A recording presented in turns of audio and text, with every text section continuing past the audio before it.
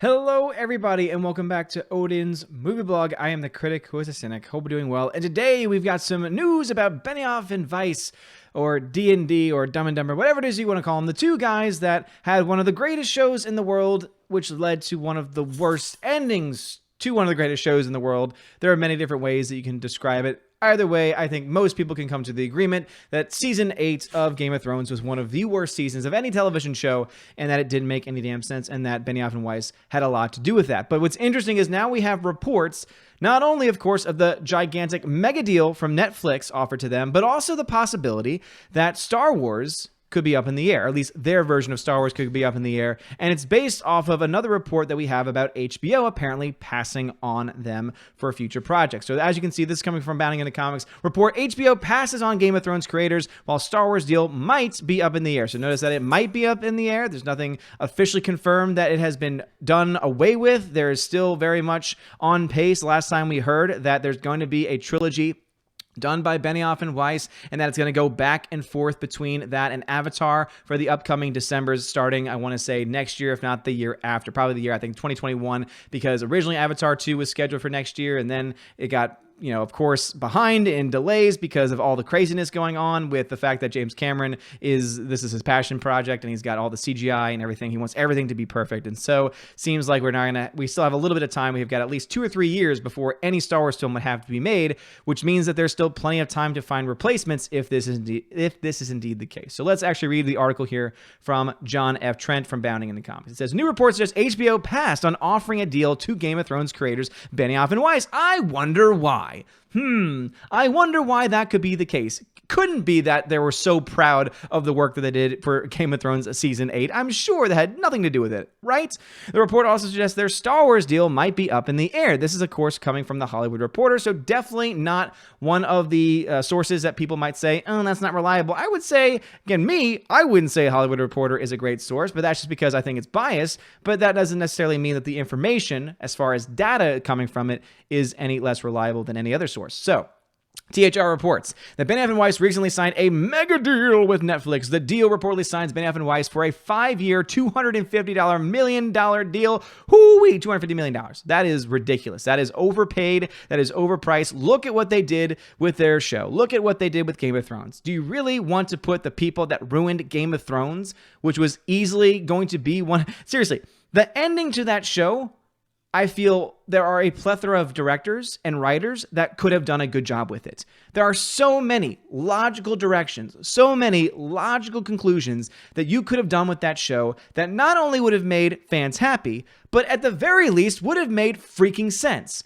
The reason why so many of us are still on this is because we loved Game of Thrones. We thought it was a great show, but it wasn't just because we loved the show. It was because we loved the characters, because the characters all had motivations, they all had arcs, they all went through journeys, and what Season 8 did was say all of those arcs and all those journeys that you've spent years of your life and hours of your life investing in meant absolute garbage, meant absolute dog crap, and we don't care. We don't care. They don't care enough to the point where they will not show. They will no-show an event over at San Diego Comic-Con because they cannot face the fans. That is how cowardly Benioff and Weiss are, and that's the people that you want to offer this amount of money to, the people that couldn't even face the fans, that they knew were going to be upset to the point where the fans themselves were going to other panels, or at least were present at other panels talking about Game of Thrones because they were cowards. And also, let's not forget that this panel for Game of Thrones went to the point where they canceled. They said they ran out of time, but they canceled the Q&A section. I can only wonder why. But no, Netflix, go ahead. Waste that $250 million and see what happens. In their report, they note that HBO was unwilling to offer the bid to Benioff, the bid that Benioff and Weiss wanted. In fact, it points out that Warner Media, HBO's parent company, elected to go with J.J. Abrams as they are in final talks for a $500 million pact with J.J. Abrams, which is absolutely insane. Many people suspect that means that that J.J. Abrams is going to be put in charge of the DCEU, or at least that could be potentially a part of his job for $500 million. I imagine that it's going to be something pretty damn big, but also it does show that HBO did not want to offer any money. $250 million, again, I think is way too much, but wouldn't even offer half. For two people that had one of the greatest shows of all time, And yet many still ignore the fact that the season 8 sucked and that they say, oh no, it was better than people think that it was. Okay, so then why is it that HBO would be unwilling to pay $250 million when they're willing to pay J.J. Abrams, who sure is a lot more popular than Benioff and Weiss are right now, but twice as much for one person? I don't know. I think that speaks volumes in my own personal opinion. So HBO and Warner Media was not the only company to pass on Benioff and Weiss. Universal TV president Perlina Igbokwe, probably butchered that, told THR, certain people command 9 figures and we've made those deals. Benioff and Weiss are not a deal that I went after. And you know what? I don't blame you. Why would you?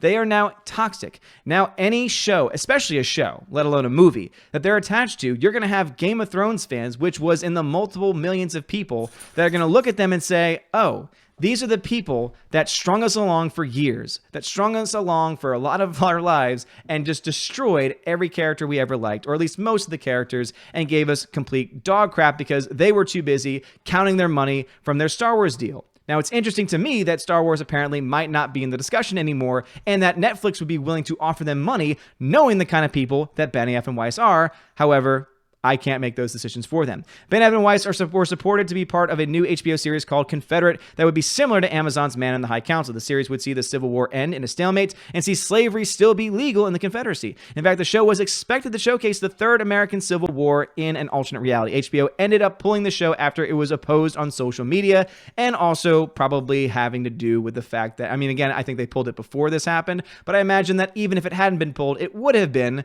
because of the ending of Game of Thrones.